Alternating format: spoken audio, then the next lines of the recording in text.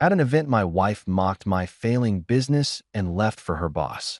I didn't tell her I'd just sold my patent for $173 million. When she and her lawyer tried to sue me, the judge destroyed them. Look, I'm not saying I wanted my marriage to implode in front of 50 strangers wearing rental tuxedos and knockoff Louboutins. But if it had to happen, at least the appetizers were decent. The Downtown Children's Foundation Gala, because nothing says, I care about underprivileged youth, quite like dropping $300 a plate to eat salmon that tastes like it was seasoned with good intentions and tax write-offs. I'm standing there in my department store suit, the one Lila said made me look approachable, which I'm pretty sure is wife code for poor but trying, watching her work the room like she's campaigning for governor of Fake Laugh County. Her red dress, the sparkly one that cost more than my first car, catches every light in the ballroom, which I'm convinced was her entire strategy. Be seen, be remembered, be anything except associated with the guy nursing ginger ale at table 7 because the wine tastes like somebody's regret fermented in a gym sock. That's when it happens. Graham Steele, her boss, her mentor, her walking LinkedIn post made flesh, leans back in his chair with that smile rich people wear when they're about to say something they think is hilarious. You know the smile. The one that screams, I haven't faced real consequences since 2003. He's got this whole silver fox thing going on, complete with the kind of watch that costs more than most people's student loans, and he's holding court at our table like he personally funded the entire charity by cashing in his spare yacht. Lila's sitting beside him, close enough that I'm starting to wonder if there's a corporate team-building exercise I missed that involves aggressive personal space invasion. Someone at the table, I think it's Denise from accounting, but honestly everyone in marketing looks the same after the third forced smile, asks me how my business is going. Before I can answer, before I can even formulate the words that would politely indicate my company exists and functions like a normal goddamn enterprise, Lila jumps in. And she doesn't just jump in. She cannonballs into the conversation with the confidence of someone who's been workshopping this bit. Oh, Miles is still tinkering with his little tech dream, she says, her laugh bright enough to signal aircraft. She touches Graham's arm, and yeah, I notice, I'm not blind, and continues, poor guy doesn't realize his business is drowning faster than a goldfish in Red Bull. The table erupts. I mean, absolutely loses it. Graham's doing that thing where he throws his head back like her joke just won a Pulitzer. Denise is wiping her eyes. Some dude I've never met is slapping the table. Even the waiter pauses mid-pour to crack a smile, which honestly feels like a betrayal of the service industry code. I take a sip of my water, the fancy kind with cucumber slices floating in it like little life rafts of irony, and I smile.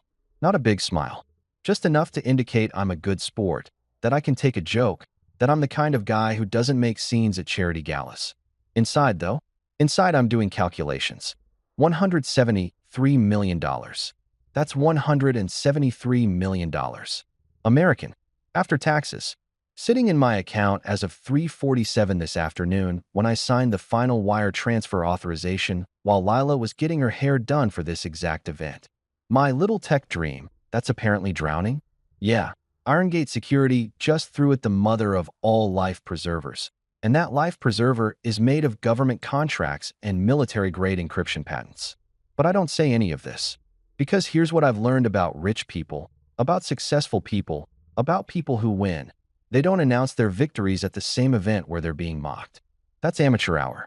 That's what people do in movies right before everything falls apart. Real winners? We smile. We nod. We memorize every single face that laughed. And oh, am I memorizing? Denise, with her horse laugh and her off-brand Hermes bag. Graham, with his hand now definitely too low on my wife's back to qualify as professional mentorship. The random tech bro who I think does something with blockchain, because of course he does. Grinning like someone just validated his entire existence. I'm filing away every smirk, every chuckle, every person who thought it was hilarious to watch a man get roasted by his own wife at a children's charity event. The irony isn't lost on me, by the way. We're here to help kids who've got nothing, and these people are getting their entertainment from mocking a guy they think is broke. Real humanitarian energy in this room tonight. Lila's still going, riding the high of her successful burn. I keep telling him, honey, maybe it's time to consider consulting work or teaching, she says, making air quotes with her manicured fingers. But he's stubborn. Thinks his little security camera encryption thing is going to revolutionize the industry. Graham leans in, and Jesus, dude, personal space, and says, well, we all need dreamers, right? Keeps the rest of us employed when reality hits. More laughter. The waiter's now actively eavesdropping. I'm pretty sure someone at the next table is filming this for their Instagram story with some caption about awkward charity dinner moments LOL. I take another sip of my fancy cucumber water and think about the email sitting in my phone right now. The one from Elaine Porter, CEO of Irongate, with the subject line, "Congratulations, Mr. Carter."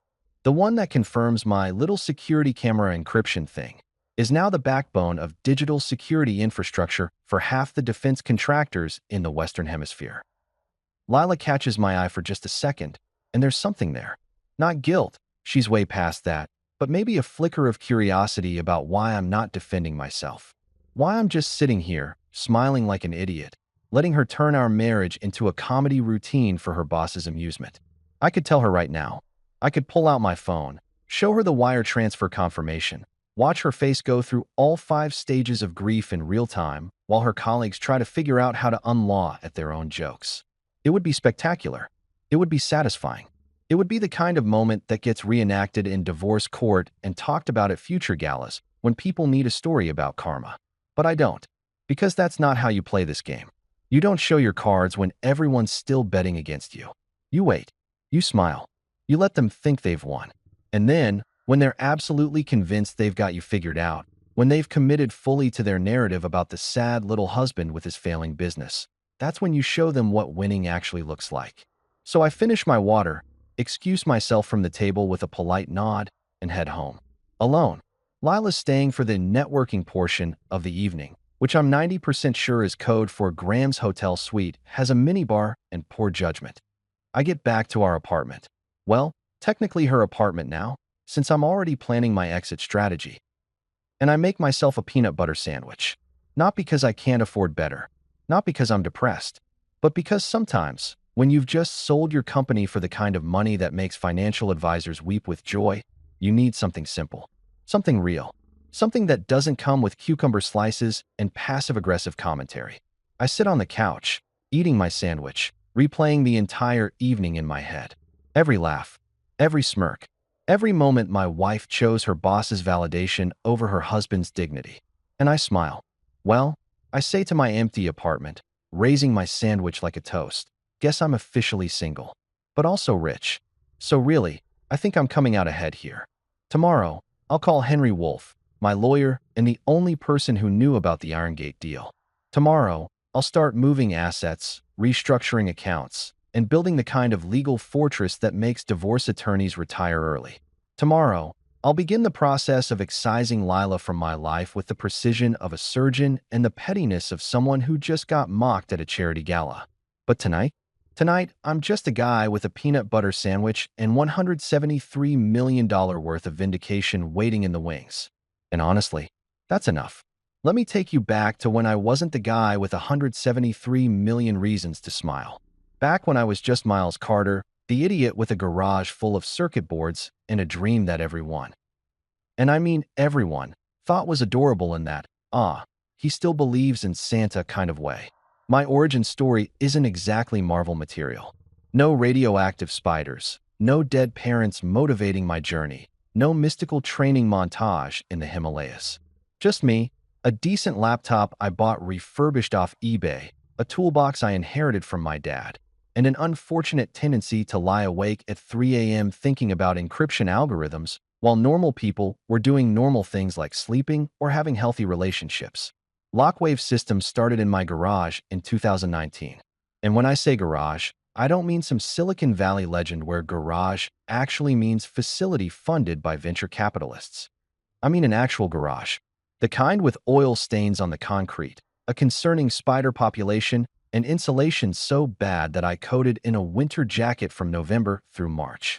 My first office chair was a folding lawn chair that gave me posture problems I'm still paying a chiropractor to fix. The business model was simple, almost boring. Encryption modules for small business security cameras. See, everyone was freaking out about Ring doorbells and how they could be hacked, about security footage being accessed by randos in Belarus, about privacy being dead and buried somewhere between Facebook and that time Target predicted a teenager's pregnancy before her parents knew. Small businesses, your mom and pop shops, local gyms, small medical practices, they all had cameras. And they all had zero idea how vulnerable they were. So I built something that made their systems actually secure. Not, we promise your data is safe, secure, but you need a quantum computer and the patience of a monk to crack this secure. Military-grade encryption for people who could barely afford a decent point-of-sale system. It wasn't sexy. It wasn't going to get me on magazine covers or invited to TED Talks. But it worked, and it mattered, and it paid the bills. Well, most of the bills. Sometimes, when clients actually paid on time, which was about as frequent as honest politicians. That's where I was when I met Lila. Small Tech Expo 2020, right before the world decided to shut down and make Zoom a verb. She was working the marketing booth for some startup that sold organic dog food or sustainable yoga mats, or whatever middle-class guilt was trending that quarter. I was demonstrating my encryption software to absolutely nobody because my booth was between the bathrooms and the emergency exit, prime real estate for being ignored. She walked over during a lull, probably because she was bored and I looked harmless. Dark hair, sharp eyes, smile that could sell ice to Eskimos or convince you that cryptocurrency was a sound investment strategy. We started talking. She asked what I did. I explained the whole security camera encryption thing, expecting her eyes to glaze over like everyone else's did when I got technical. But she didn't glaze over. She leaned in. Asked questions. Good questions, too. Not that I'm pretending to care kind. She understood the business potential before I did, honestly. Told me I was thinking too small, that I should be pitching to corporate clients, that my "aw shucks" small business routine was leaving millions on the table. I fell for her right there, between the organic dog food and the emergency exit. Sue me. I'm a sucker for anyone who takes my weird little encryption obsession seriously. We dated for 6 months before moving in together. She loved the dreamer thing back then. Called me her brilliant weirdo. Brought coffee to the garage while I worked. Posted Instagram stories about supporting your partner's hustle, with pictures of my workspace that she'd artfully arranged to look charmingly chaotic instead of just chaotic. The proposal happened in that same garage. Not because I'm unromantic. Okay, maybe a little. But because that's where we'd spend our best moments. I'd just landed my first major contract, $30,000 from a regional bank chain. I was flying high, convinced I'd made it, that this was the beginning of something huge. I proposed with a ring I'd saved 6 months to buy, nothing fancy but honest. She said yes. She cried. She told me she believed in us, in me, in our future. And for a while, she meant it. I think she actually meant it. The wedding was small. Her parents didn't quite know what to make of me. The guy who worked in a garage and talked about encryption like it was poetry. My mom loved her immediately, which should have been a red flag because my mom loves everyone, including the Jehovah's Witnesses who show up quarterly to discuss salvation. We honeymooned in Sedona because it was cheap and beautiful and neither of us had ever seen red rocks that made you question your life choices in a good way. Year 1 of marriage was decent. Lockwave was growing, not exploding, but growing. I hired my first employee, a kid named Marcus who was better at code than I was and willing to work for equity and pizza. Lila got promoted to senior marketing associate at some firm downtown. We had date nights. We laughed. We talked about maybe buying a house, having kids someday, doing all the things people do when they think they've figured out the formula. Year 2, things shifted. Subtle at first, like a car alignment that's slightly off, but you don't notice until you've been driving crooked for months. Lila's job became more demanding.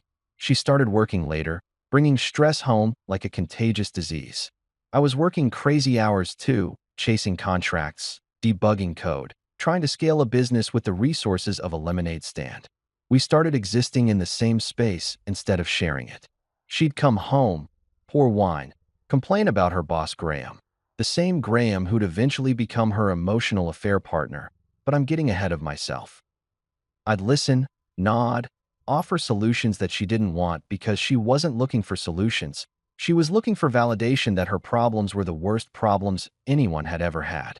My business became the punching bag. When money was tight, it was because I wasn't hustling hard enough. When I landed a contract, it was nice. But when does it become real money? When I explained the long-term strategy, the patent applications, the potential for government contracts, she'd pat my hand like I was a kid who just explained his plan to become an astronaut cowboy. Year 3 was when "I believe in you" became "Why can't you be more like Graham?" Graham. Graham fucking Steele. Her boss, her mentor, the walking embodiment of everything I apparently wasn't. Successful, polished, corporate. The kind of guy who says synergy without irony and thinks a good weekend is playing golf with clients. He drove a Tesla before they were cool and wore suits that probably cost more than my monthly revenue. At first, it was professional admiration. Graham taught me this presentation technique. Graham says I have real potential. Fine. Normal. Healthy, even. Everyone needs mentors. But then it became personal. Graham thinks we should renovate the apartment. Graham's wife has this meal delivery service she loves. Graham says young marriages struggle when there's income disparity. I'm not an idiot. I saw where this was heading. The late meetings.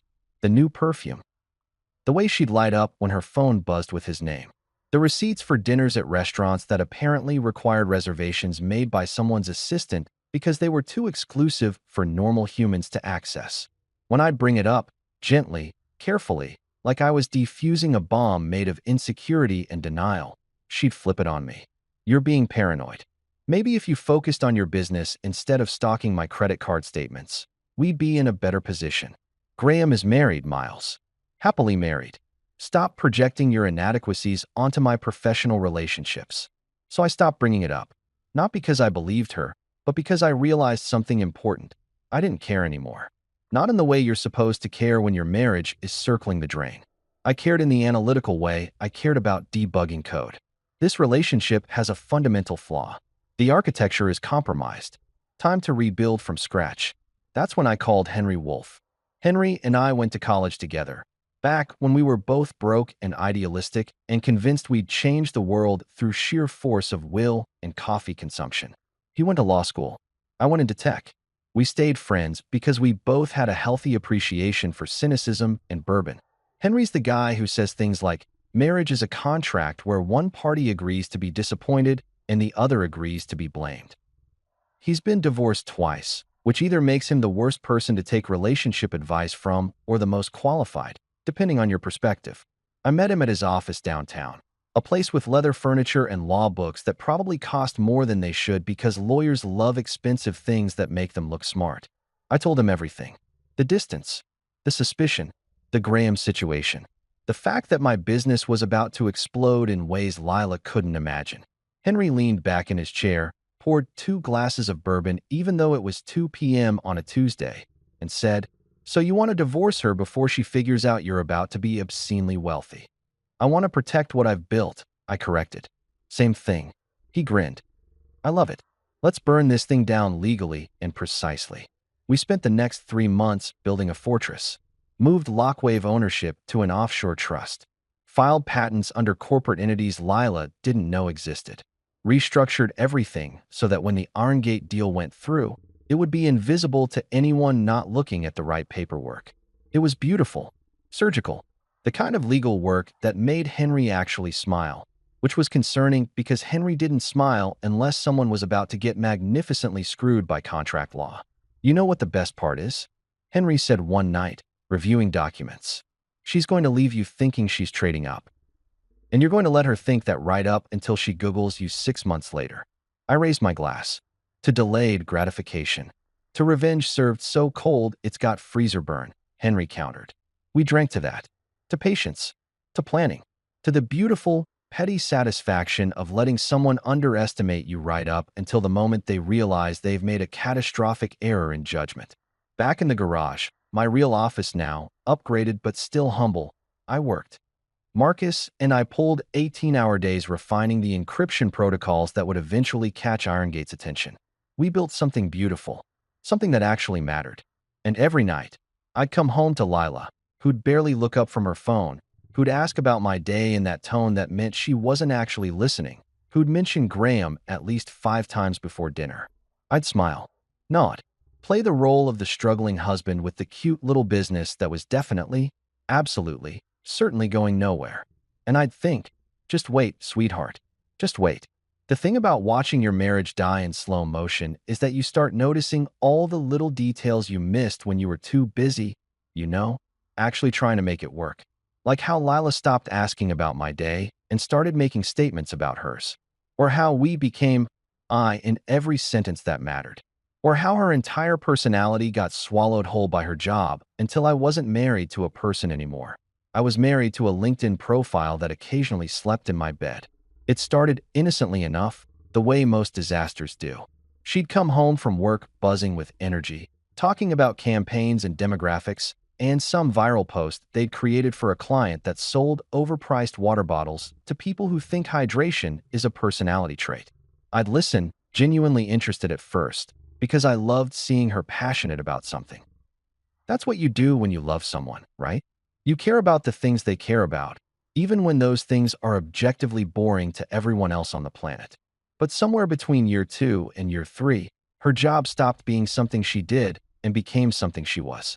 Every conversation circled back to the office like we were stuck in some corporate gravity well.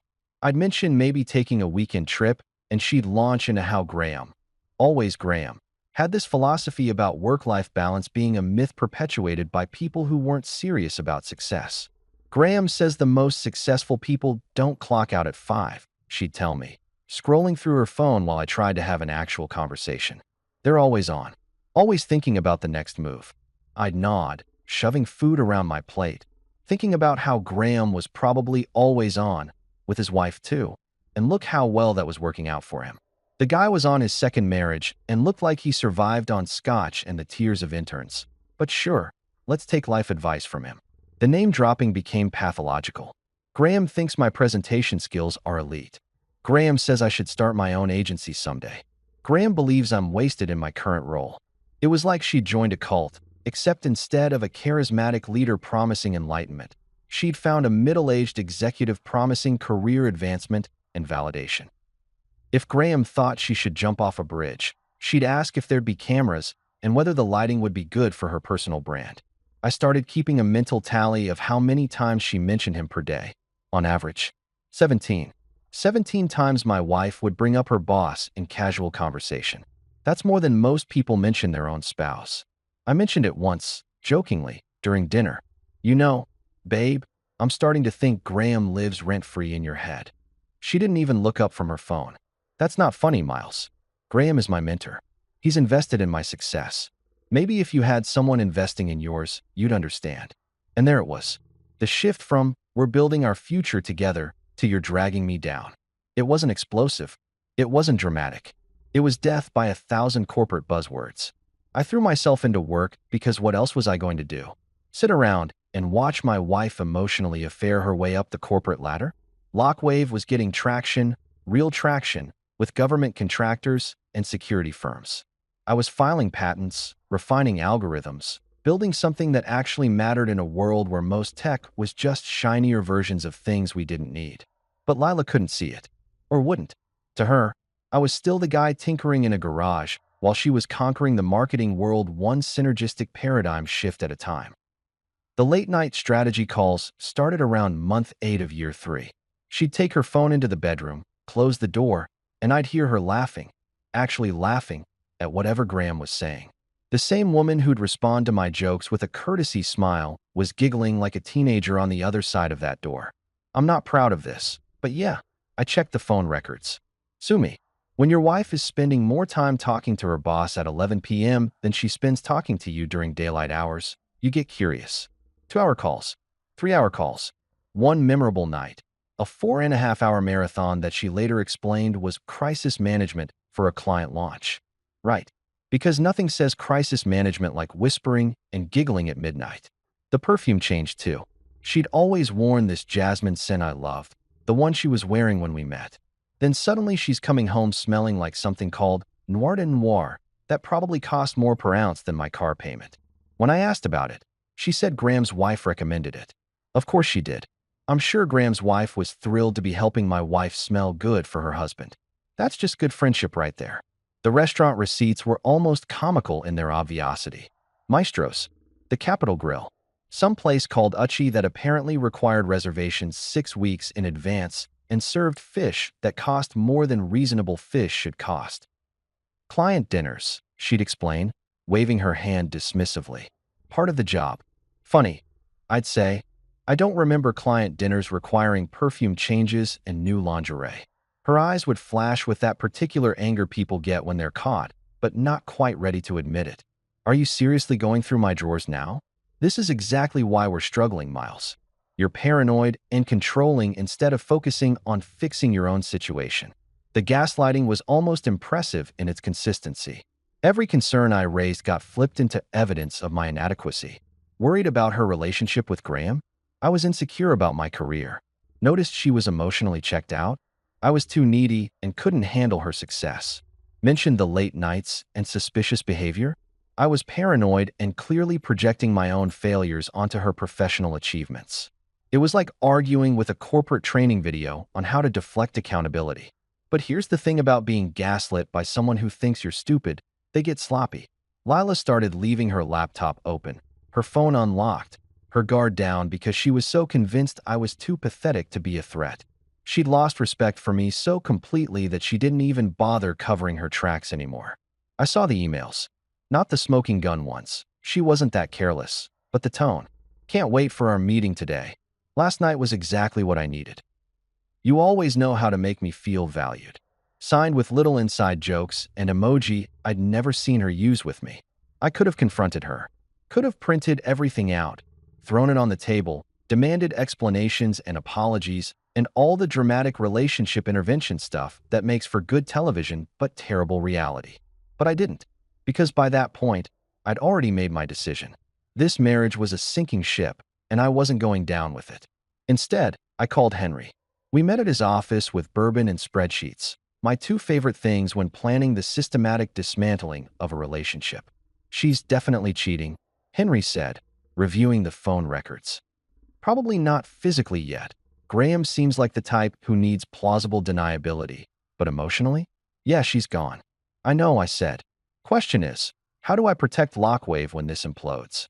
Henry grinned, the way lawyers do when they get to use their powers for something entertaining. Oh, buddy, let me show you how beautiful contract law can be. We restructured everything. Moved Lockwave ownership to an offshore trust that Lila didn't know existed. Filed new patents under corporate entities with names so boring they'd put insomniacs to sleep. Shifted my assets into accounts that would be invisible during any divorce proceedings. Every move documented, time-stamped, and legal enough to make the IRS weep with joy at my compliance. The Irongate deal was happening. Elaine Porter, their CEO, had reached out after seeing my encryption protocols at a security conference. She wanted to buy not just the technology, but the entire company. The number she threw out made me physically dizzy. $173 million. With an M. After taxes. When does this close? Henry asked, doing calculations on his legal pad. 3 months, I said. Maybe 4 if their lawyers are thorough. Perfect. Henry leaned back, steepling his fingers like a cartoon villain. That gives us time to make sure when Lila leaves you for Graham. And she will. She'll think she's escaping poverty. Then 6 months later, she'll Google you and realize she traded a lottery ticket for a guy whose idea of foreplay is probably explaining quarterly projections. I laughed, actually laughed, for the first time in months. That's evil. That's justice, Henry corrected. Evil would be contesting the divorce and dragging it out. We're going to let her win. Let her take the apartment, the car, whatever she wants from this version of your life. Because this version? He gestured around at my worn jeans and off-brand watch. This version is about to stop existing. We toasted to that. To patience. To the long game. To the beautiful, petty satisfaction of letting someone underestimate you so completely that they don't realize they're committing financial suicide. Back home, Lila was on another strategy call, her laughter seeping under the bedroom door like toxic gas. I made myself a sandwich, opened my laptop, and reviewed the latest patent approval for Lockwave's quantum-resistant encryption module. My phone buzzed. Elaine Porter, legal team approved. Moving to final due diligence. This is happening, Miles. Congratulations. I smiled, took a bite of my sandwich, and listened to my wife laugh at another man's jokes in our bedroom. Enjoy it while it lasts, sweetheart, I whispered to the empty kitchen. Because the free trial on this marriage is about to expire, and the cancellation fee is going to be spectacular. 3 months, maybe 4. Then everything changes. Then she'd realize that the guy she mocked, the husband she outgrew, the dreamer she'd left behind, he was never behind at all. He was just waiting for her to show her cards before playing his hand. And in poker, as in life, patience beats arrogance every single time. The annual Tech Connect Expo is basically Comic-Con for people who think wearing Patagonia vests is a personality trait.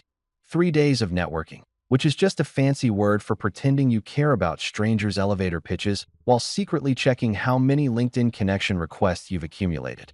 Normally, I'd rather get a root canal than attend, but this year was special. This year, Lila's firm was handling all the PR and event management, which meant she'd been insufferable for 6 straight weeks leading up to it. "This is the biggest event of my career," she'd announced over breakfast one morning, not looking up from her phone, where she was probably texting Graham about synergistic brand alignment or whatever corporate foreplay they were into. "Everyone who matters will be there. I need you to come, but don't embarrass me, okay? Don't embarrass her." That was rich coming from the woman who'd spent the last charity gala turning our marriage into a comedy roast for her boss's entertainment. But I smiled, nodded, and said, "Wouldn't dream of it, babe." Because here's what Lila didn't know. Irongate Security was one of the platinum sponsors of Tech Connect, and Elaine Porter, their CEO and my soon-to-be favorite person on the planet, had specifically requested a private meeting room at the venue to finalize our deal. Same building, same day, different universe of success. The irony was so perfect it felt scripted. I showed up in my nice blazer, the one Lila had picked out 3 years ago, back when she still pretended to care about my appearance, and khakis that had seen better days. I looked exactly like what Lila wanted me to look like, the supportive but ultimately irrelevant husband who wouldn't steal her spotlight. A prop, arm candy without the candy. The expo center was packed with the usual suspects. Tech bros in expensive sneakers explaining their disruptive AI solutions that were definitely not just chatbots with better marketing. Venture capitalists pretending to be interested while calculating ROI in their heads. Corporate recruiters with fake smiles and real desperation. And scattered throughout, like glitter you can't quite get rid of, were the marketing people, Lila's tribe, armed with branded tote bags and the unwavering belief that visibility equals value. Lila was in her element, working the crowd like a politician at a fundraiser. She'd gone full power suit, navy blue, probably cost more than my monthly car payment, paired with heels that screamed, "I'm important but approachable." She introduced me to exactly 3 people in the first hour, each time with the same script. "This is my husband, Miles. He does tech stuff." Tech stuff. 3 years of marriage, and that's what she'd reduced my life's work to. Tech stuff. Like I was the geek squad guy who shows up to fix your router. But I played along, shook hands, made small talk, laughed at appropriate moments. The perfect supportive spouse who knew his place in the background of her professional achievements. Around 2 p.m., things got interesting. The main stage programming included something called Innovator Spotlights, basically speed dating for entrepreneurs trying to get attention. Lila had convinced the organizers to include a segment called Lighter Moments in Tech, where they'd bring up a few attendees and roast them good-naturedly about common tech struggles. I had a bad feeling about this immediately. Sure enough, during the networking lunch, sad sandwiches and sadder fruit cups, Lila pulled me aside with that smile that meant she'd done something she thought was clever. "So, I might have signed you up for the Lighter Moments segment," she said, already talking fast like she knew I'd object. "It'll be fun. They just ask a few questions, everyone laughs, it's super casual. Plus, Graham thought it would be good for your visibility." Graham thought. Of course he did. Graham probably thought public humiliation built character or some other corporate nonsense he'd read in a leadership book written by someone who'd never actually led anything. "Lila, I don't think." "Miles, please." "For me? It's 5 minutes. You'll be great. And honestly, it might actually help your business to get some exposure." The audacity. The sheer, breathtaking audacity of thinking my business needed exposure from her PR stunt. But I agreed, because at this point, I was committed to the role. The humble husband. The guy who didn't know his company was about to make him richer than everyone in this room combined. The spotlight segment happened at 3 p.m. They brought up 5 of us, me, 2 other entrepreneurs, and a couple of tech employees who'd been voluntold by their companies. The host was some local comedian who did corporate events, the kind of guy whose entire personality was relatable observational humor about Wi-Fi passwords. He started with softball questions for the others, funny stories about coding disasters, embarrassing client meetings, the usual crowd pleasers. Then he got to me. And Miles Carter. Miles, what do you do? I run a cybersecurity company called Lockwave Systems. I said into the microphone. Professional. Clear. Exactly what I'd rehearsed. Lockwave. That's a great name. Very secure sounding. So what's it like running a tech startup in this economy? Before I could answer, before I could say literally anything, Lila's voice cut through from the front row where she was standing with Graham and her team. Oh, you should ask him about his laptop, she called out, laughing. Miles, tell them about your lucky laptop. The audience chuckled, sensing entertainment. The host's eyes lit up because nothing saves a mediocre comedy set like unexpected material. Lucky laptop, he prompted. I hesitated, but Lila was already committed to the bit. She grabbed a microphone from somewhere, because of course she did, and addressed the crowd directly. Everyone, I should explain. My husband has this ancient laptop he refuses to upgrade. Like, this thing is probably running Windows Vista. He's convinced it's lucky, that all his best ideas come from this old dinosaur machine. She paused for effect, working the room. I keep telling him, honey, maybe it's time to upgrade your equipment and your expectations. But he still believes his little operation is going to change the world. The crowd ate it up. Laughter rolled through the ballroom. Phones came out, recording. I saw Graham in the front row, grinning like this was the best entertainment he'd had all year. The host was practically crying with laughter.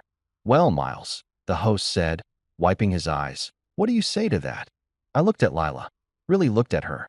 She was glowing with the attention, feeding off the crowd's energy, probably already planning how to spin this into some anecdote about authentic marketing or vulnerability in leadership or whatever buzzword would make her look good at the next team meeting. And I smiled. Not a big smile. Just enough. You know what? I said into my microphone, voice steady. She's absolutely right. I do still believe my old laptop can change the world. More laughter. Lila beamed, thinking I was playing along. The host moved to wrap up the segment, ready to end on that perfect note of self-deprecating humor. But I wasn't done. In fact, I continued, talking over the noise. That laptop just helped me change it. The laughter faded to confused murmurs. Lila's smile faltered slightly. The host looked at me, unsure if this was still part of the bit. See, that ancient laptop she's talking about? That's where I developed the quantum-resistant encryption protocols that are about to revolutionize digital security infrastructure for defense contractors across the Western Hemisphere. But hey, what do I know? I'm just the guy with the old computer. Dead silence. You could hear the air conditioning. Someone's phone notification went off, sounding absurdly loud. Lila's face went through several expressions in rapid succession: confusion, realization, anger, and something that might have been fear. Actually, I said, checking my watch with theatrical precision. If you'll excuse me, I have a meeting. Funny story, it's in this exact building. Conference room 12B. I'm selling that little operation my wife mentioned. Should be wrapping up the final signatures in about 20 minutes. I stepped off the stage, handed the microphone back to a stunned production assistant, and walked toward the exit. The crowd parted like the Red Sea. Nobody knew whether to clap, laugh, or check their phones to see if I was lying. Graham's face had gone pale. Lila stood frozen, microphone still in her hand, looking like someone had just explained quantum physics using only interpretive dance. I paused at the door, turned back, and gave a little wave. Thanks for the exposure, babe. Super helpful. Conference room 12B was on the third floor, tucked away in the VIP section where actual business happened instead of performative networking. Elaine Porter was already there with her legal team. 3 lawyers who looked like they billed by the nanosecond, and 1 financial advisor who'd probably forgotten what normal people's bank accounts looked like. Mr. Carter, Elaine said, standing to shake my hand. She was mid-50s, sharp as a tack, with the kind of presence that made you sit up straighter without realizing it. Ready to make history? Ready to make $173 million, I said. The history part is just a bonus. She laughed. We sat. The lawyers pushed papers across the table. I signed, and signed, and signed some more. Each signature felt like deleting a part of my old life and installing an upgrade. Every page brought me closer to a reality where Lila's opinion of my business was not only wrong, but spectacularly, cosmically, catastrophically wrong. Congratulations, Mr. Carter, Elaine said 40 minutes later, shaking my hand again. You've just revolutionized digital encryption. IronGate is proud to bring Lockwave into our portfolio. Thanks, I said, trying to keep my voice steady even though my hands were shaking slightly. Now if you'll excuse me, I have a comedy show to get back to. My wife's performing tonight, and I'd hate to miss the finale. I walked back downstairs. The expo was still in full swing, but there was a weird energy now. People kept glancing at me, whispering. Word had clearly spread. In the age of social media, you can't drop a bomb like that without it detonating across every group chat and Slack channel in the building. I found Lila in a corner with Graham, their heads together in urgent conversation. When she saw me, she marched over, heels clicking like gunshots. What the hell was that? She hissed, keeping her voice low enough that nearby people had to strain to eavesdrop. That, I smiled. That was me not embarrassing you. You wanted visibility, right? I'd say we're both pretty visible now. Did you really, did you actually, sell my company for $173 million? I finished. Yeah. Signed the papers about 15 minutes ago. IronGate Security. Great people. You should network with them since you're so good at that. Her mouth opened, closed, opened again. She looked like a fish trying to understand calculus. Graham appeared at her elbow, looking like he'd aged 5 years in the last hour. Miles, perhaps we should talk about this privately. Why? I asked innocently. I thought we were all about public visibility and authentic vulnerability. Besides, I have nothing to hide. Unlike some people, I let that land, watched them exchange glances, then turned to leave. Miles, wait, Lila started. See you at home? I said over my shoulder. Or not. I'm flexible these days. I walked out of Tech Connect Expo with my hands in my pockets and my head high, leaving behind a ballroom full of people frantically Google searching my name and finding exactly what I wanted them to find. The sad husband with the failing business? He'd just left the building, and the guy who replaced him was just getting started. The thing about watching a marriage implode in real time is that you'd expect fireworks, screaming, maybe some dramatic plate throwing like in the movies. But when Lila came home that night after the expo disaster, it was worse than that. It was quiet. The kind of quiet that happens right before a tornado touches down, when the air pressure changes and every animal with survival instincts runs for cover. I was on the couch with a beer, nothing fancy, just a regular Corona, because suddenly being able to afford Dom Perignon doesn't mean you instantly develop taste for it. Scrolling through my phone and watching the Tech Connect footage go viral across LinkedIn and Twitter. Someone had titled it Tech Husband's Revenge, and it already had like 2 million views. The comments were pure gold. My man really said, I'll wait. One read. Another. She roasted him medium rare, and he came back with a flamethrower.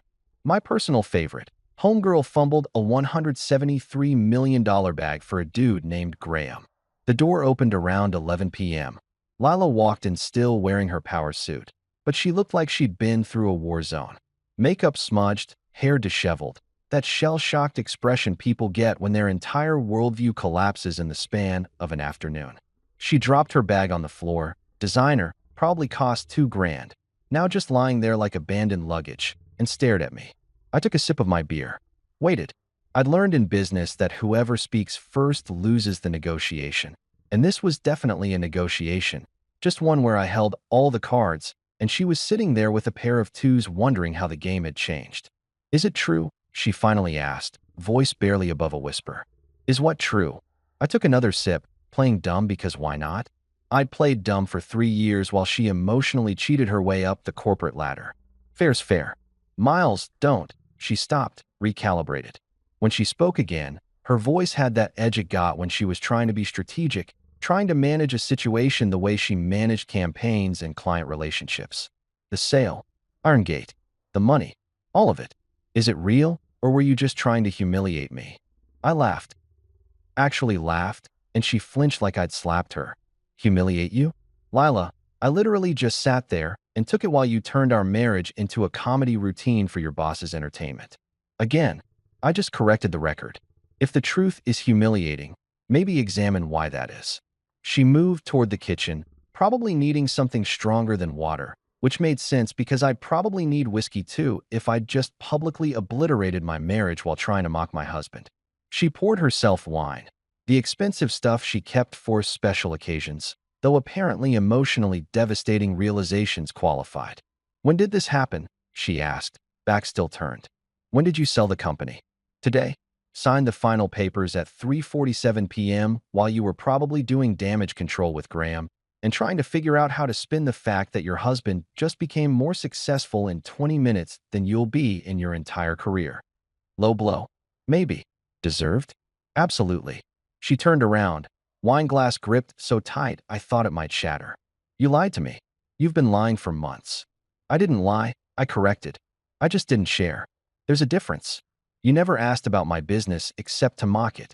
You never showed interest except to compare it unfavorably to Graham's opinions. Why would I tell you anything when you made it crystal clear you thought I was a failure? I never said you were a failure. You didn't have to say it, Lila. You said it with every eye roll, every comparison to Graham, every late-night strategy call, where you laughed at his jokes while treating our marriage like an inconvenient afternoon meeting you could reschedule. You said it loud and clear without using the actual words. She slumped against the counter, wine sloshing dangerously close to the rim. For a second, just a second, I almost felt bad. Almost. Then I remembered the charity gala, the expo, the countless small humiliations she'd served up with a smile, and the sympathy evaporated like water on hot pavement.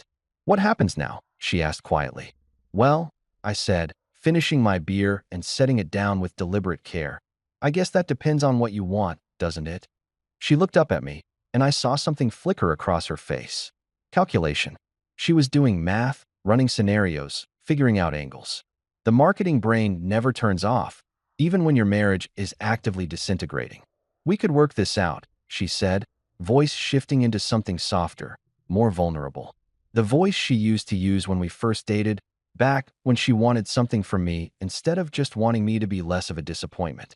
Miles, I know I've been distant. Work has been crazy, and Graham, he's just a colleague, you know that.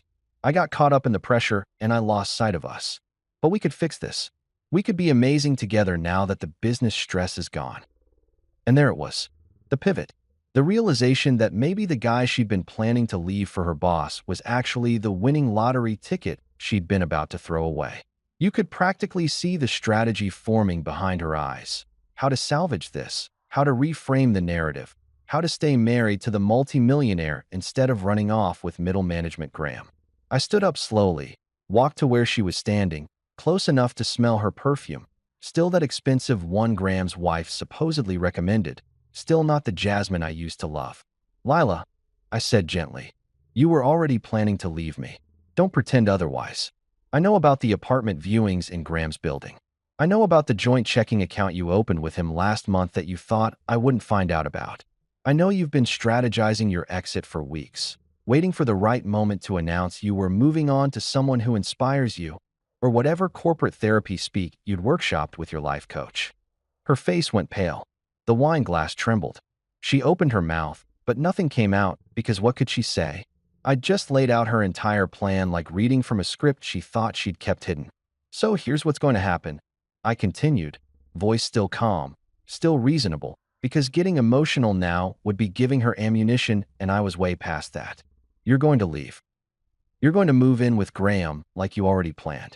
You can take the furniture, the car, whatever you want from this apartment. I honestly don't care about any of it anymore. Miles, please. I'm not finished. I held up a hand. You can take whatever you want from our life together because none of it matters. It's all stuff from when I was the guy you're embarrassed by. I'm not that guy anymore, and I don't need reminders of who I was when I thought this marriage was salvageable. She was crying now, real tears, not the strategic kind she could turn on for client presentations. You're really going to throw away 3 years of marriage. Me? I laughed again, but this time it was bitter. Lila, you threw it away months ago when you decided Graham's validation mattered more than your husband's dignity. I'm just acknowledging reality and moving on. Something you've been planning to do anyway, except now I'm doing it first and you're mad because the math changed. What about the money? She asked, and there it was. The real question. The bottom line. Always the bottom line with Lila. What about it? We're married. That means That means you should talk to a good lawyer, I interrupted. Henry Wolf can probably recommend someone. Though given he's been my lawyer for 6 years and helped structure the Lockwave sale to be completely separate from marital assets, you might want someone else. Someone who specializes in helping people who made catastrophically bad decisions and need to minimize the damage. Her tears stopped. Just stopped, like someone flipped a switch. You planned this. You've been planning this. I protected myself. I corrected. There's a difference. You decided I wasn't worth your respect or fidelity.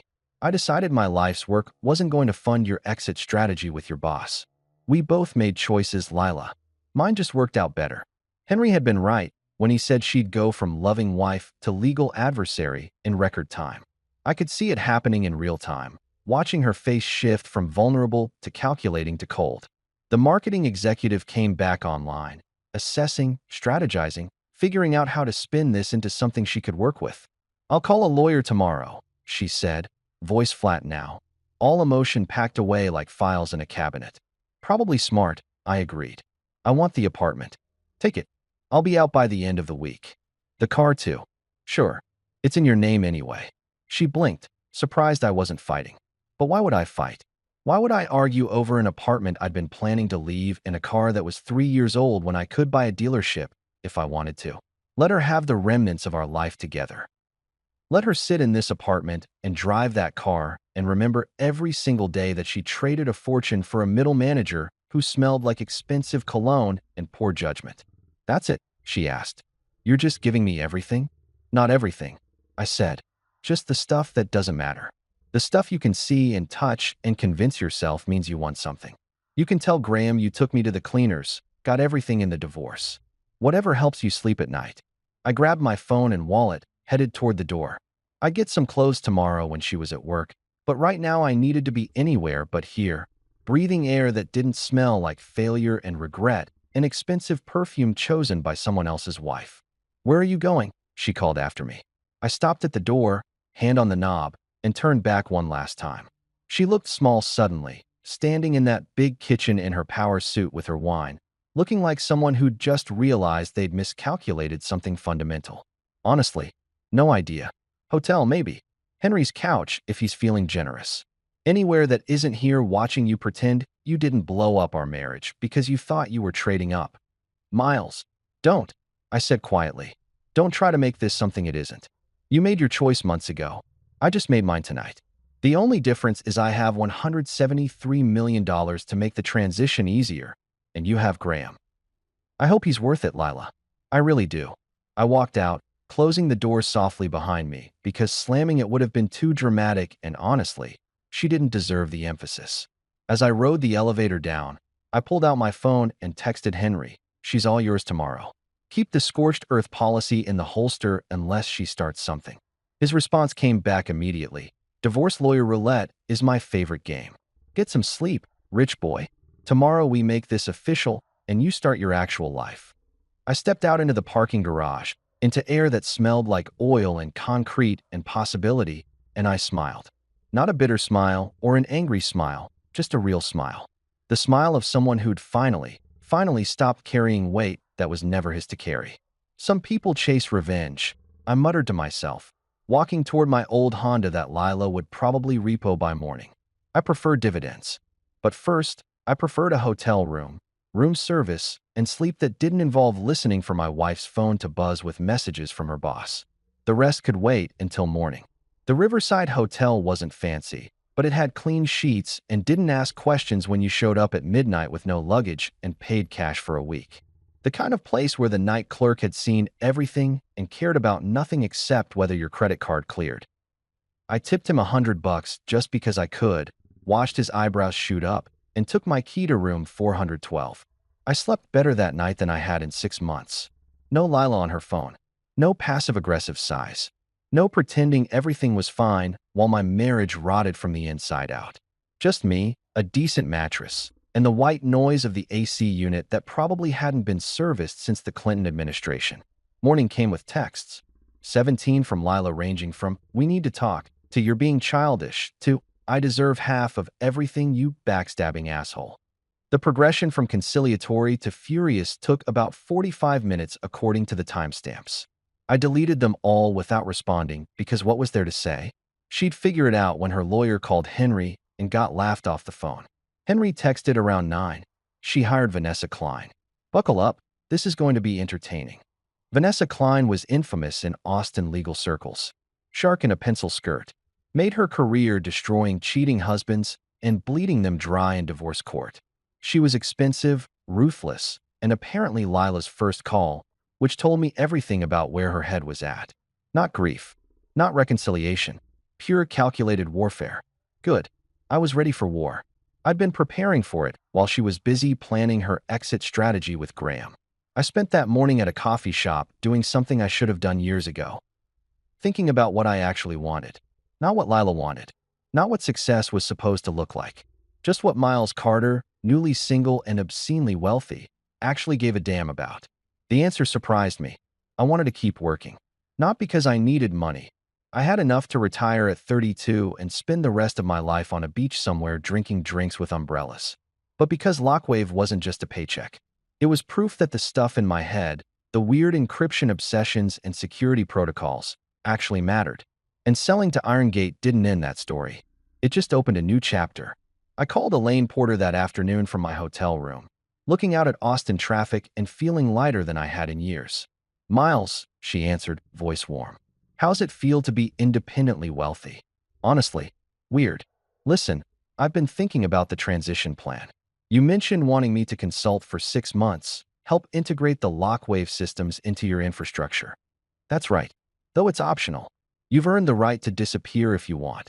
What if I didn't want to consult? I said, what if I wanted to build something new? Under the Irongate umbrella, but something fresh. Take everything I learned from Lockwave and apply it to the next problem.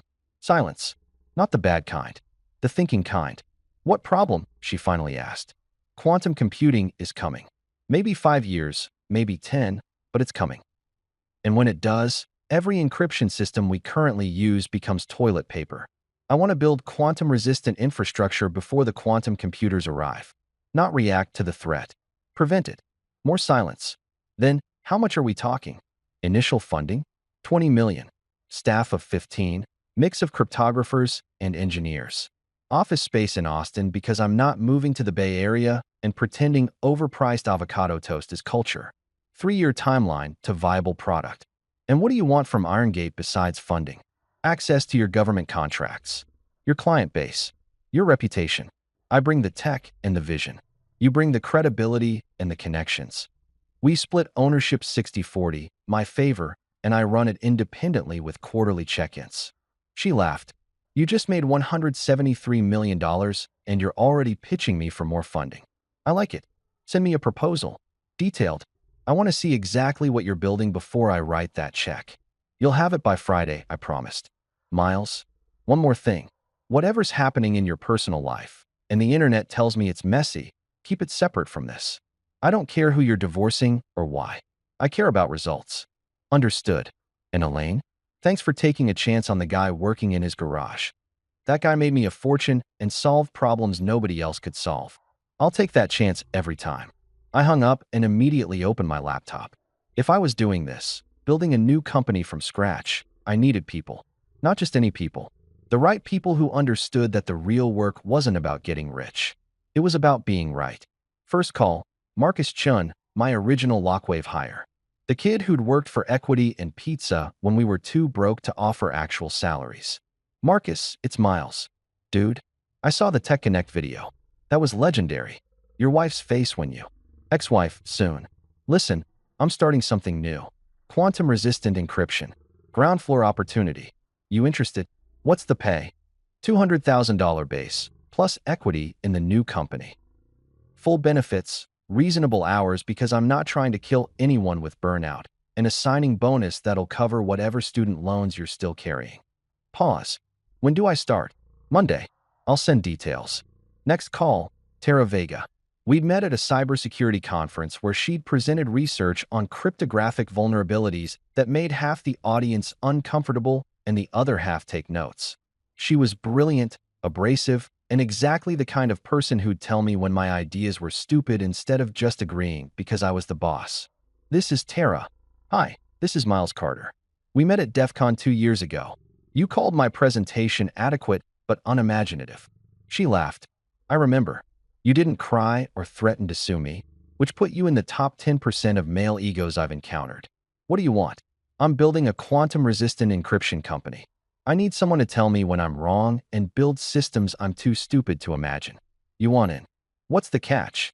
No catch. Competitive salary, equity, interesting problems, and I promise not to be the kind of boss who thinks work-life balance is a myth perpetuated by lazy millennials. I'm a lazy millennial. Perfect. You'll fit right in. Send me the details. If it's not bullshit, I'll consider it. By the end of the week, I had a team. 15 people, mix of experienced engineers and hungry recent grads who understood that joining a startup funded by IronGate with a proven founder was basically hitting the career lottery. We signed a lease on office space in East Austin, the kind of renovated warehouse with exposed brick and terrible parking that screams tech startup, without being obnoxiously Silicon Valley about it. Henry called Friday afternoon while I was reviewing contractor bids for the office build-out. So Vanessa Klein finally called me, he said, voice dripping with amusement. That was the most fun I've had in court filings since the Johnson case where the husband tried to hide assets in his mistress's dog's name. What did she say? She's demanding half of everything. The Lockwave sale, the new company, your future earnings, your retirement accounts, probably your kidneys if she thought she could get a judge to sign off. Standard scorched earth strategy. And what did you say? I sent her the timeline. Every patent filed before the separation.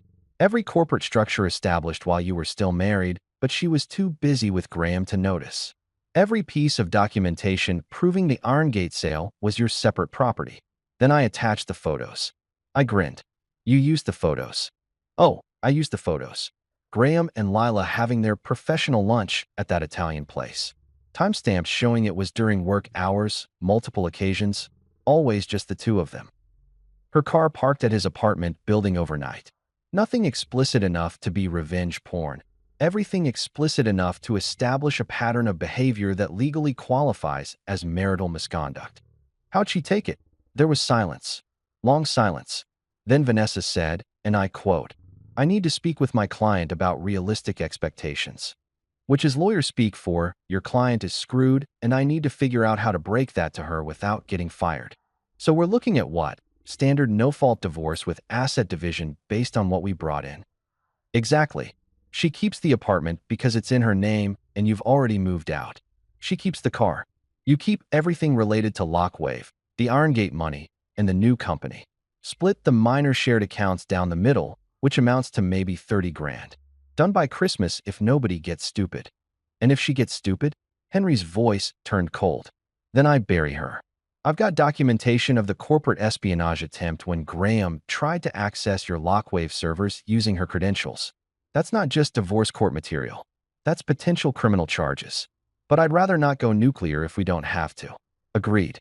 Let's give her the easy out. I don't want revenge. I want this over.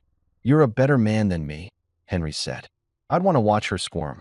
I'm watching her squirm just fine from a distance. She's about to realize she traded a multi-millionaire for a guy whose wife is probably filing her own divorce papers right about now based on those photos. Henry laughed. True. By the way, Graham's firm is apparently conducting an internal review of his conduct. Turns out having an affair with a subordinate spouse while using company resources to help access competitor systems is frowned upon, even in marketing. Couldn't happen to a nicer guy. We hung up.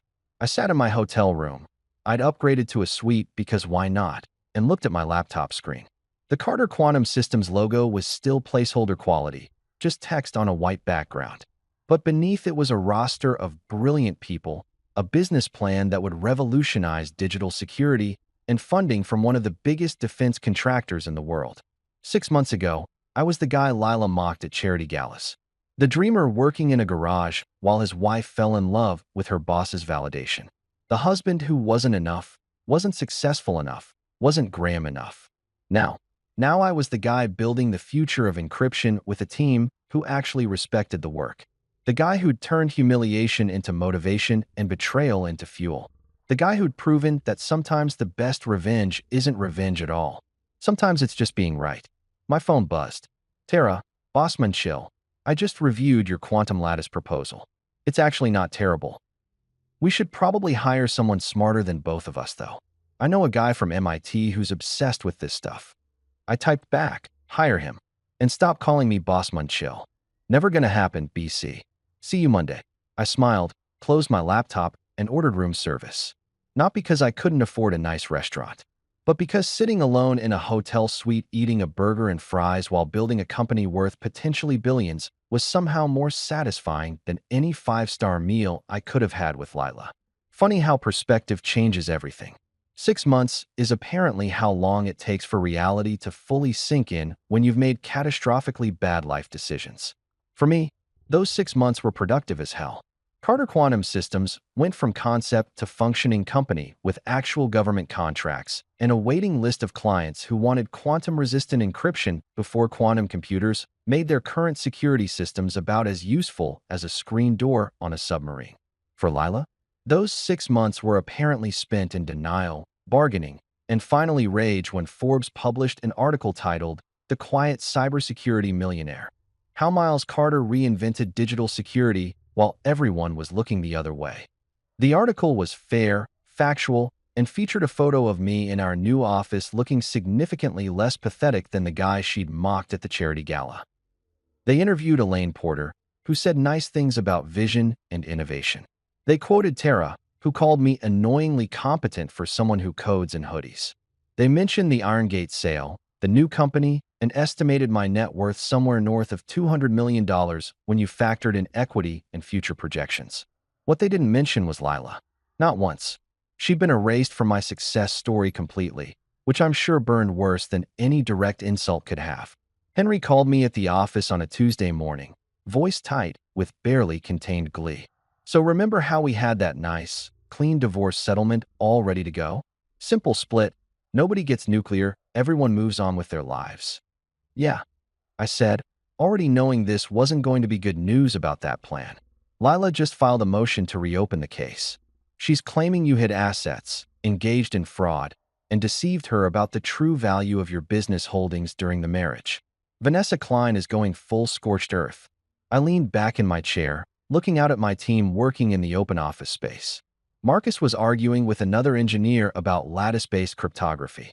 Tara was on a call, probably telling some potential client exactly why their current security was garbage. This was my life now, building things that mattered with people who gave a damn. "Let me guess," I said. She saw the Forbes article. Bingo. And apparently Graham's wife divorced him, he lost his job, and Lila's been unemployed for 4 months because her reputation in Austin marketing circles is radioactive. She's desperate, broke, and convinced that you owe her half of everything because she was supportive during the difficult early years. She was supportive right up until she decided I was embarrassing and started planning her exit with her boss. How supportive. Preaching to the choir, buddy. Anyway, we've got a court date in 3 weeks. Judge Morrison presiding. And before you ask, yes, she's seen some shit, and no, she doesn't suffer fools. This should be entertaining. The next 3 weeks were a masterclass in legal warfare. Vanessa Klein filed motion after motion, each one more desperate than the last. She demanded access to all my financial records, which Henry provided with timestamps proving every major transaction happened after the separation. She claimed I'd been planning the divorce while secretly building wealth, which we countered with my detailed documentation showing I'd only protected assets after Lila's affair became obvious. The chess match was beautiful in its precision. Every move Vanessa made, Henry had anticipated. Every claim she filed, we had evidence to refute. It was like watching someone play poker when you could see their cards and they didn't know you had cameras on the table.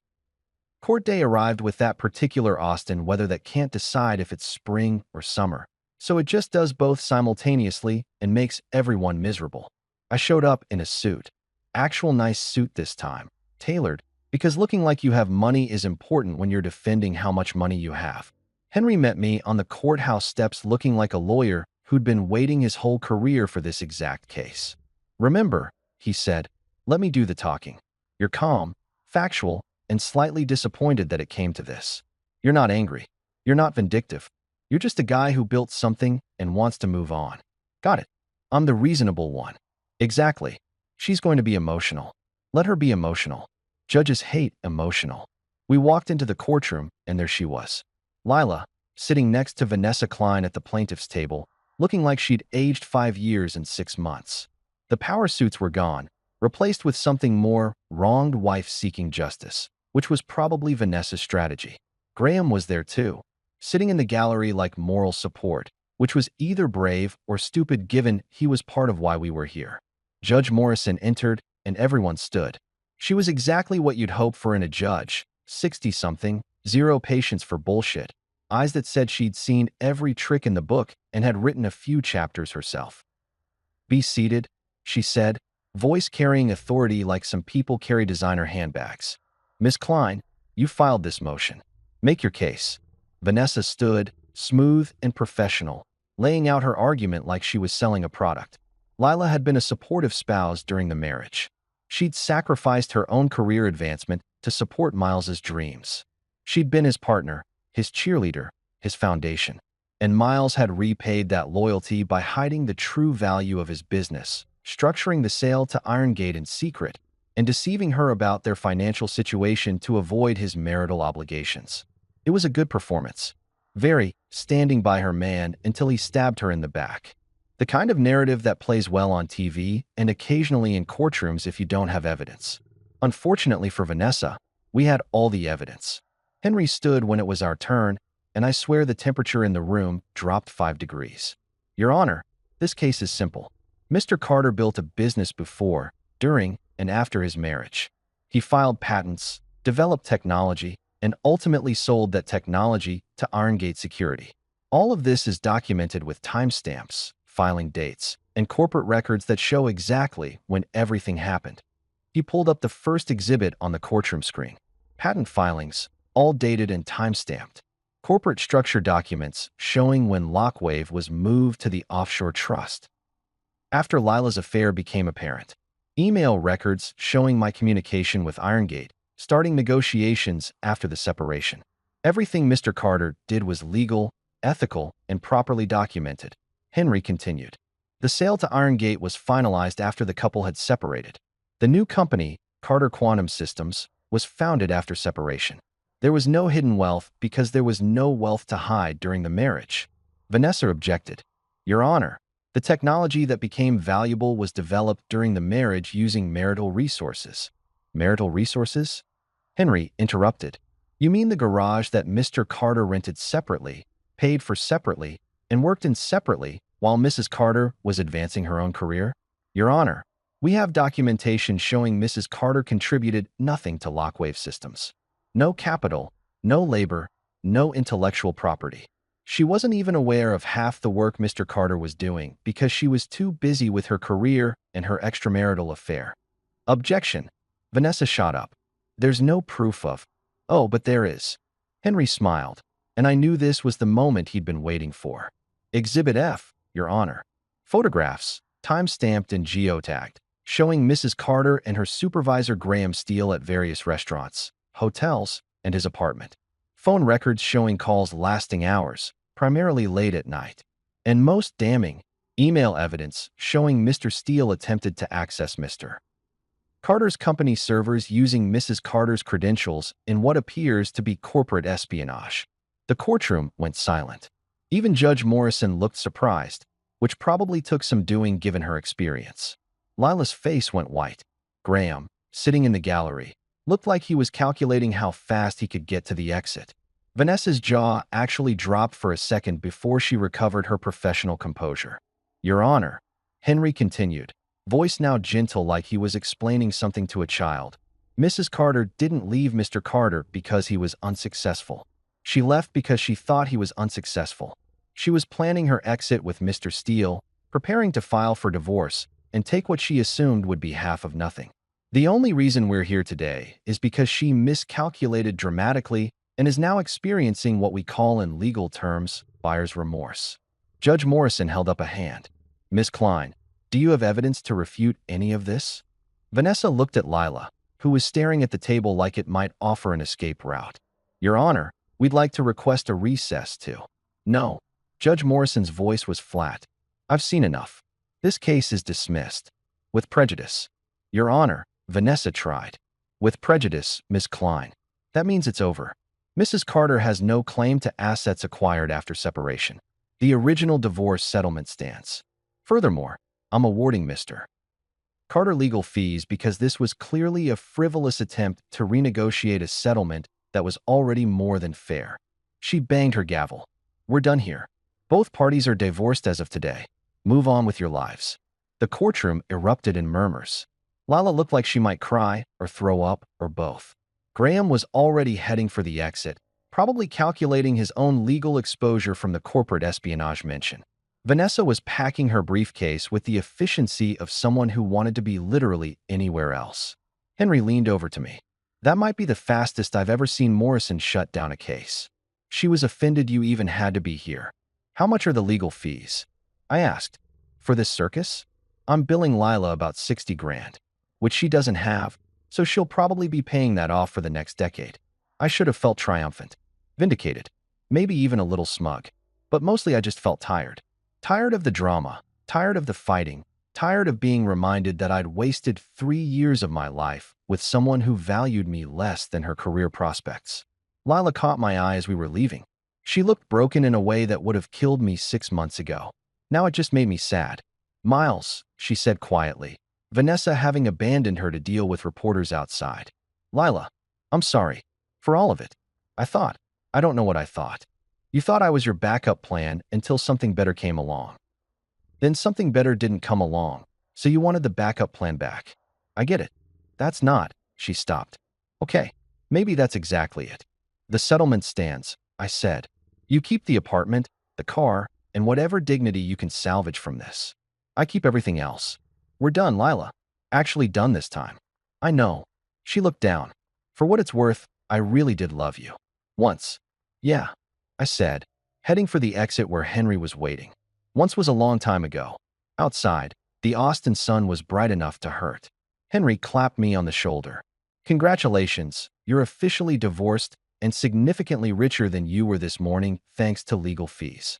Best money I ever spent. Want to grab lunch? Celebrate your freedom? Can't. We have a client meeting at 2 and Tara will murder me if I'm late. He laughed. Look at you. Already moved on. This is beautiful. I got in my car, new car, nothing flashy, just reliable and mine, and drove back to the office. My phone buzzed with messages. Marcus, how'd it go? Tara, please tell me you destroyed her. My mom, proud of you, sweetie. Call when you can. I texted back, all good. See you at the office. Because that was the truth. It was all good. Not perfect, not triumphant, just good. The marriage was over. The lawsuit was done. Lila and Graham could figure out their own disasters without me. I had quantum-resistant encryption to build in a future that didn't include anyone who thought I was their consolation prize. And honestly, that felt like winning enough. Turns out, when you publicly humiliate someone who then tries to sue you and loses spectacularly, the internet has opinions. Lots of opinions. Most of them involving popcorn emojis and variations of, she really fumbled the bag. The Forbes article was just the beginning. Within 2 weeks of the court case, I'd been profiled in TechCrunch, interviewed by Bloomberg about the future of quantum-resistant encryption, and somehow ended up on a podcast called Startup Stories, where the host spent 20 minutes trying to get me to trash talk Lila before realizing I genuinely didn't care anymore. So no hard feelings? The host asked, clearly disappointed. Hard feelings require feelings, I said. I'm too busy building the future of digital security to worry about the past. It became a soundbite. Memes. T-shirts on Etsy that said, too busy building the future, with my face photoshopped onto various superhero bodies, which was simultaneously flattering and deeply weird. But the real fallout wasn't online. It was local, personal, and honestly more satisfying than any viral moment. Graham's company didn't just fire him. They publicly announced an internal investigation into ethical violations and misuse of corporate resources. His LinkedIn went dark. His Twitter protected. Last I heard through Austin's surprisingly efficient gossip network, he was working sales for a mid-tier software company in Dallas, making a third of what he used to and driving a Kia. Karma uses express delivery now. Must have got Prime. Lila's situation was worse. Austin's marketing world is small, and everyone talks. Word spread fast about the lawsuit, the affair, the corporate espionage attempt. Companies that might have hired her suddenly had budget constraints or different directions for the role. Her LinkedIn showed she'd taken a position as marketing consultant, which everyone knows is code for unemployed but pretending. I didn't celebrate it, didn't post about it, or gloat. Honestly, I felt nothing, which was probably the healthiest sign that I'd actually moved on. Carter Quantum Systems, meanwhile, was thriving. We landed a Department of Defense contract worth $40 million over 3 years. NASA called about securing their satellite communications. Banks, hospitals, government agencies. Everyone suddenly realized that quantum computers weren't science fiction anymore, and their current security was about to become obsolete. I moved out of the hotel and bought a ranch property outside Austin. Nothing crazy, 30 acres, main house, guest house, horses I had no idea how to care for, but figured I'd learn. It was quiet, private, mine. Tara became CTO officially, which she celebrated by immediately instituting No Bullshit Fridays, where we banned all meetings and just coded. Marcus led our cryptography division and started publishing research papers that other companies cited like scripture. We hired recent grads from state schools instead of just rating MIT and Stanford, giving opportunities to kids who reminded me of garage dwelling me. Henry finally bought his dream boat, 40-foot yacht he named Alimony Express, because subtlety was never his strong suit. He invited me sailing one weekend, got drunk on champagne, and toasted to women who think they're trading up but are actually trading down into a dumpster fire of their own creation. That's oddly specific, I said. I've been divorced twice, Miles. I know from dumpster fires. The texts from Lila started around month 8. Not frequent, just occasional messages that all said basically the same thing. She was sorry. She'd made mistakes. Could we talk? I never responded. Not out of cruelty, just because there was nothing to talk about. That chapter was closed, published, and already being adapted into a cautionary tale for marketing conferences. Then month 9, she called. Actual phone call, which was bold given I'd ignored 17 texts. I answered on the 3rd ring, standing on my porch watching the sunset paint the Texas sky colors that reminded me why I loved this state. Miles, she said, voice cracking. I just wanted to say I'm sorry. For everything. You remember that night you mocked my business at the charity gala? I asked. Silence. Then, I do. Well, I said, smiling despite myself. Turns out my little business bought your old company last week. Irongate acquired them as part of expanding our market share. So technically, you work for me again. Small world, huh? She gasped. Actually gasped. You're joking. Relax, I'm kidding. I wouldn't hire you to refill the coffee machine. But I did buy the company. That part's true. Your old boss is now reporting to my VP of operations. Life's funny like that. Miles, I gotta go, Lila. Horses need feeding, and I've got a video call with the Pentagon in an hour. Take care of yourself. I hung up, blocked the number, walked back inside my house that smelled like coffee and possibility instead of regret and expensive perfume. My phone buzzed. Tara, Bossman, chill, stop ignoring my texts. The lattice algorithm works. We just solved the problem everyone said was impossible. Get back here Monday. We're celebrating. I typed back. Told you to stop calling me that. But yeah, I'll be there. This is huge. Huge doesn't cover it, BC. We just changed the game. Again, I poured myself a bourbon, good stuff now, because I could afford it, and sat on my porch watching the stars come out. Somewhere in Austin, Lila was probably checking LinkedIn, seeing the acquisition news, doing math she should have done a year ago. Somewhere else, Graham was probably explaining to his Kia why life was unfair. And here I was, building things that mattered, working with people who respected the work, living in a place where the only drama was whether the horses preferred apples or carrots. Some people chase revenge. Some people chase money. Some people chase validation from others. I preferred dividends and solving impossible problems, and knowing that every time someone Googled my name, they found exactly what I wanted them to find. Proof that underestimating people is expensive, and betting against the quiet ones is how you end up broke and bitter while they're changing the world. The Texas night was clear and cool. My bourbon was smooth. My company was revolutionizing digital security. My ex-wife was someone else's problem now. I raised my glass to the empty sky.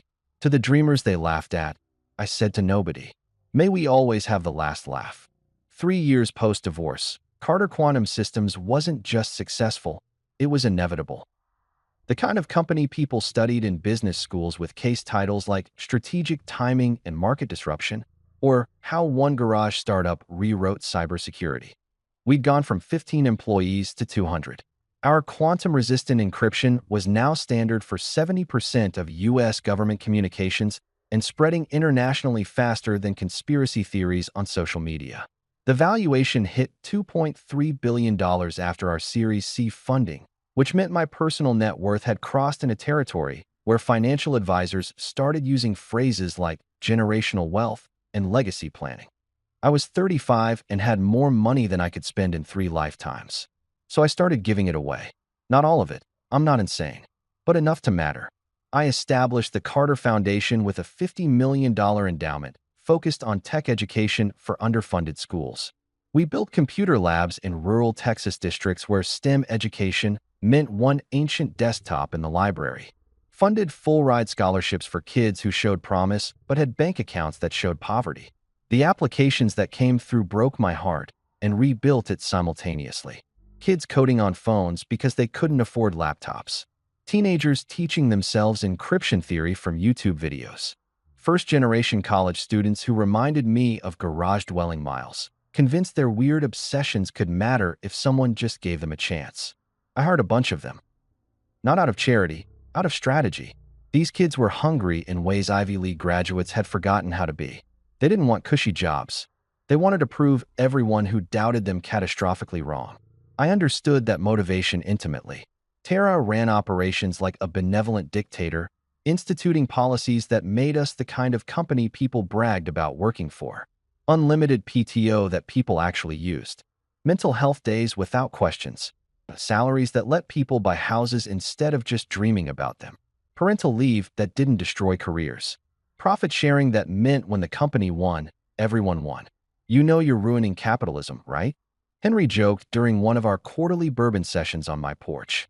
I'm fixing capitalism, I corrected. Turns out when you treat people like humans instead of resources, they build better products and don't leave for competitors.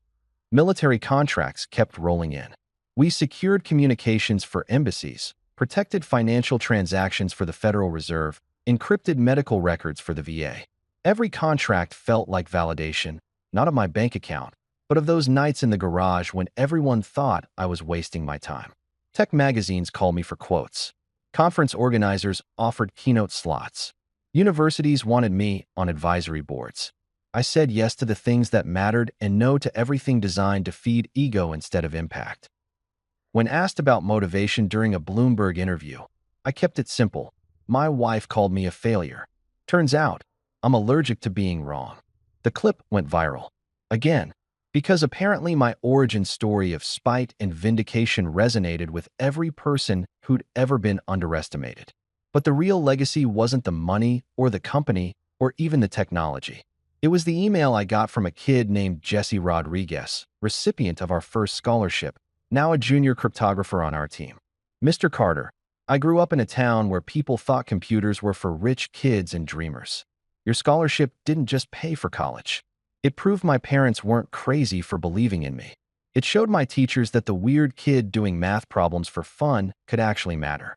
I'm not just working here. I'm building the future. Because you built a bridge for people like me. Thank you. I read it 3 times. Saved it. Printed it. And put it on my office wall next to the Forbes cover.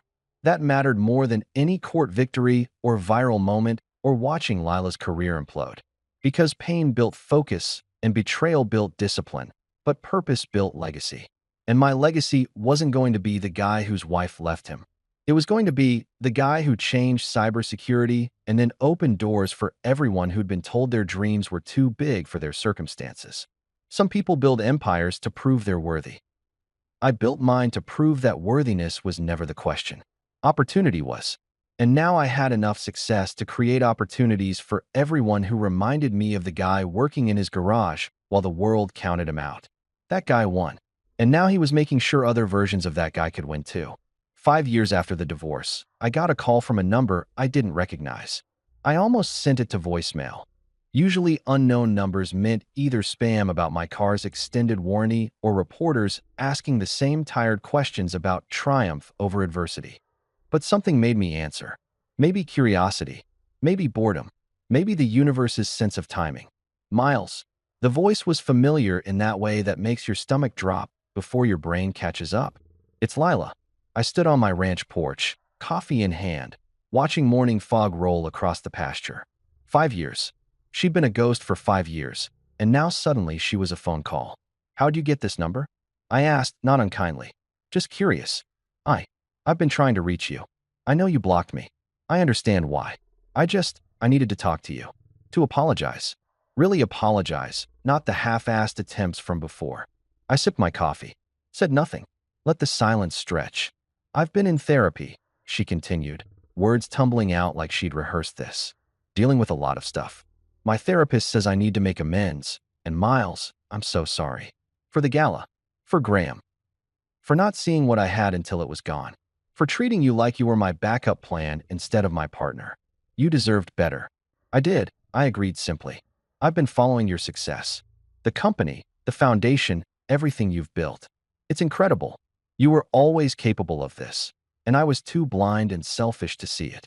You remember that night you mocked my business at the charity gala? I asked. God, Miles, every day? It haunts me. Well, turns out my little business just got acquired by Google for $4.2 billion. Announced yesterday. So technically, your old marketing firm, the one you're consulting for now according to LinkedIn, they're going to be pitching campaigns to my division next quarter. Funny how things work out. Silence. Long, heavy silence. You're joking. About the acquisition? No. About you pitching to my division? Also no. Life's hilarious like that. Miles, Lila, I appreciate the apology. I do. Therapy's good. Self-awareness is healthy. I'm genuinely glad you're working on yourself. I'm in it too. No sarcasm, no edge. Just truth. But here's the thing. I don't need your apology anymore. I needed it 5 years ago. Now, I'm good. Really, genuinely good. I know I don't deserve forgiveness. This isn't about forgiveness, I interrupted gently. I forgave you years ago because holding grudges is exhausting and I had better things to do. This is about relevance. You're not relevant to my life anymore, Lila. Not in anger, not in regret, not even in vindication. You're just someone I used to know. Her breathing was shaky. I miss you. I miss us. The real us, before everything got complicated. That us never existed, I said, watching a hawk circle over the field. You loved the idea of me until reality didn't match your ambitions. I loved the idea of you until I realized you loved validation more than partnership. We were never the people we thought we were together. So that's it. 5 years of marriage, just nothing. Not nothing. A chapter. One that taught me what I don't want and showed me what I'm capable of. I learned from it, grew from it, and moved on. You should too. I don't know how to move on from this. Start by stopping calling ex-husbands looking for closure. Closure comes from inside, not from the people who watched you self-destruct. I finished my coffee. Take care of yourself, Lila. Really, I hope you find whatever you're looking for. But you won't find it here. Miles. Goodbye, Lila. I hung up, blocked the number. Again, walked back inside where my calendar showed meetings with Pentagon officials, a foundation scholarship ceremony, and dinner plans with Tara's team to celebrate our latest patent approval. My phone buzzed. Henry, saw the Google News. You magnificent bastard. Drinks tonight. Me. Can't. Pentagon briefing and scholarship event. Tomorrow. Henry. You're living the dream, and I'm insanely jealous. Tomorrow works. I poured another coffee, opened my laptop, reviewed the day's agenda. Somewhere in Austin, Lila was probably processing that conversation, maybe crying, maybe angry, maybe finally understanding that some bridges don't just burn, they get demolished and replaced with superhighways going the opposite direction. And here I was, not bitter, not triumphant, just busy building things that mattered with people who got it. I glanced at Jesse Rodriguez's email, still pinned on my wall. Read the last line again. I'm not just working here. I'm building the future. Yeah, kid. We all are. Some people chase revenge. Some chase redemption. Some chase closure from people who can't give it. I chased problems worth solving. And let everything else fade into background noise that couldn't touch me anymore. The Texas morning was clear and beautiful. My coffee was perfect. My company had just made me a billionaire several times over. My ex-wife was someone else's cautionary.